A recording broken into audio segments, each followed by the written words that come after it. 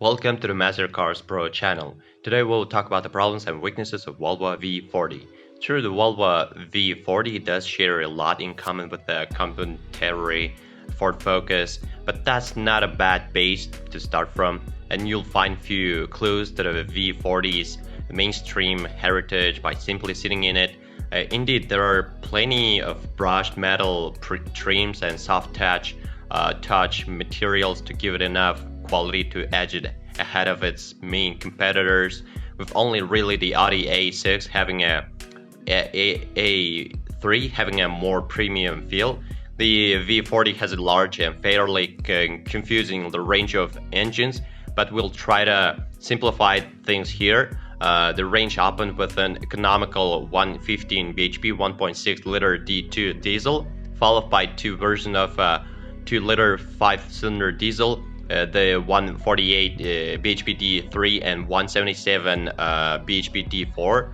These were all replaced in 2015 by a 2 liter 4 diesel engine in 3 flavors, the 118 bhp D2, 148 bhp D3 and 187 bhp D4.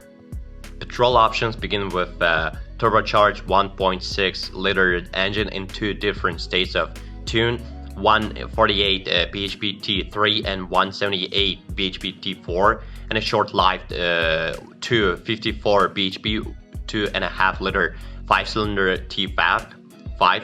These were all replaced in 2015 by a turbocharged 2 liter 4-cylinder engine in 120 bhp T2, 150 bhp T3, 187 bhp T4, and 242 bhp T5 forms. Unless you wanted an automatic, that is because that came with a 1.5 liter engine in 120 bhp T2 and 150 bhp T3 gases, don't ask. ES trim gets you climate control, electric windows, all-round Bluetooth, and a CD player and a DAB radios. SE adds cruise control and height adjustment to the driver's seat, while SE Lux has full leather upholstery. Our design cars are equipped with sports seats, additional ambient lift lighting inside, and a sporty body kit for the exterior. Plus, the 2016 facelifted cars moved to the model naming structure of the XC90 with Momentum inscription and art design. Entry-level Momentum is essentially the previous ES model under a different name, but benefited from brighter LED Thor's hammer headlights that came as standard across the range. Similarly, inscription can be tough of as the previous SE looks, while our design carried on as before, although there was a Pro version with larger 18-inch wheels that does nothing for the ride. On the whole, the V40 is a pleasant family car to drive. Mind that shouldn't come as much of a surprise, considering its focus underpinnings. These were feddled slightly for the Volvo, so it isn't quite as fun as the Ford. But the V40 steering is well weighted and precise. Body lean and corner taken quickly is a major concern. Either if you should start out of a grip, you can deal with this easily by simply lifting off the accelerator. The biggest issue for V40 is fitted with the manual gearbox. It's its numb clutch pedal. This can make finding the bidding point tricky. There's no dedicated footrest either.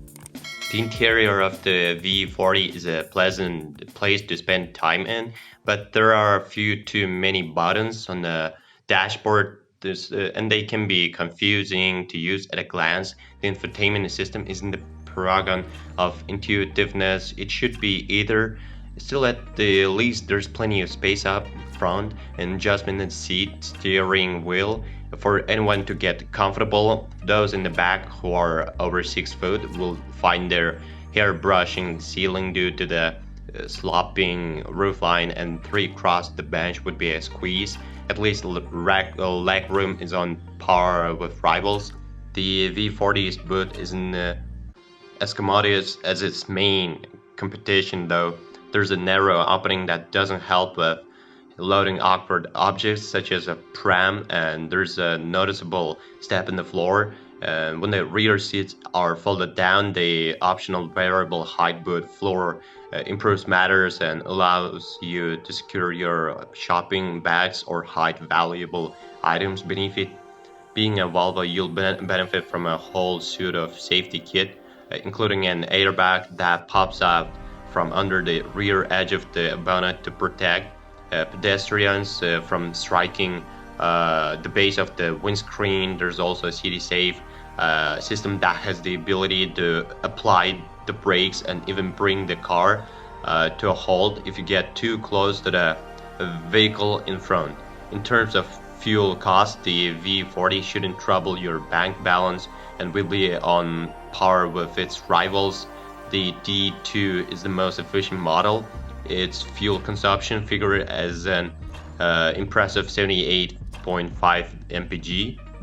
The 5-cylinder D3 and D4 of the period both had figures of 65.7 mpg, although the later 2-liter 4-cylinder diesel that replaced all variants still provided decent economy at 74.3 mpg. If you'd rather a petrol V40 and early 1.6-liter T3 and T4 have similar economy and emissions figures, 53.3 mpg for the T3 and 51.4 mpg and for the T4. The 5-cylinder T5 is the most expensive model to run with a purse busting figure of 34.9 mpg. There's probably why it was replaced along with the other petrol models with a more efficient 2-liter 4-cylinder engine that has a figure of 47.9 mpg in 242 bhp T5 form. The 1.5-liter petrol auto turns in a respectable figure of 50.4 mpg. Go for the D2 diesels for the lowest CO2 emissions of just 94 gram per kilometer, although the 2-liter 4-cylinder used in the later D3 and D4 models managed to emit only 99 grams per kilometer. Earlier pre-2015 D3 and D4 models use a larger 5-cylinder engine that puts out more CO2 at 114 grams per kilometer. As long as you avoid the 5-cylinder T5 is in early examples of V40, it spits out 189 grams per kilometer. Then the petrols are reasonable for road tax. As with the diesels models, the petrol engine range was revised in 2015 to use smaller 4-cylinder engines, which is why a later T5 only emits 137 grams per kilometer in T5 form. Both the regular manual T4 and automatic equipped T2 and T3 petrols produce 129 grams per kilometer.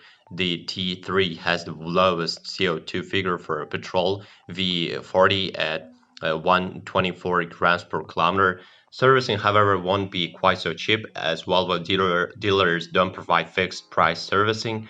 When you go to view Volvo V40, you should check that all the door locks work as they should, because according to the What Car Reliability Survey, there have been a number of owners reporting failures. If they fail, it could become an expensive fix once the 3-year 60,000-mile warranty has expired.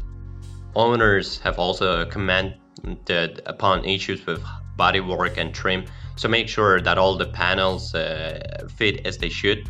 When you test drive the car, make sure you try out all the electrical items to make sure they all work properly, and keep an eye on the driver information screen in the middle of the speedometer for any error messages that may pop up. The V40s that are so equipped can also suffer from problems. And with the adaptive cruise control, look out for warning messages to that effect in the driver's information display. Volvo is pleasantly in the process of recalling around 70,000 cars in the UK fitted with 2.0-liter diesel engine over potential engine fires. There isn't a fix at the moment, so owners are being told to pay attention to any unusual smells coming into the interior. If the engine warning light illuminates or if the engine hesitates under acceleration, a fuel hose fitted to some models has been found to crack up from the inside, which could lead to a fuel leak if not fixed. This applies to cars built between 11 April 2015 and 30 March 2016, and a Volvo dealer will be able to tell you if your car is affected or not. There have been a few recalls regarding airbags that might not deploy correctly in a collision. The first is for the driver's airbag on V40s made between April 25, 2016 and May 15, 2016, while the second affects examples built between August 25, 2016 and October 5, 2016. Contact your local Volvo dealer to make sure your car has had the relevant remedial work carried out. An issue with some software on cars built between November 25, 2013 and March 10, 2014 may result in the left, near side, and rear tail light following. The driver should see a warning light appear in the instrument cluster informing them of the problem if it occurs. It's been identified that there could be a coolant leak during the warm-up process of some V40s built between February 6, 2012 and April 21, 2015 that could result in an engine fire in extreme circumstances.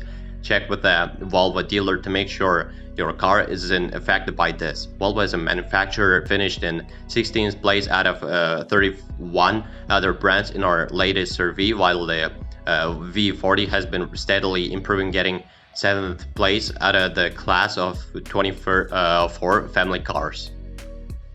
Well, if you are the owner of this car, then please describe the problems that you had to face during the operation of the car. Perhaps it is your feedback that'll help viewers when choosing a car. That's it for today. Thanks everyone for attention. It isn't much work for you to subscribe to the channel. See you soon.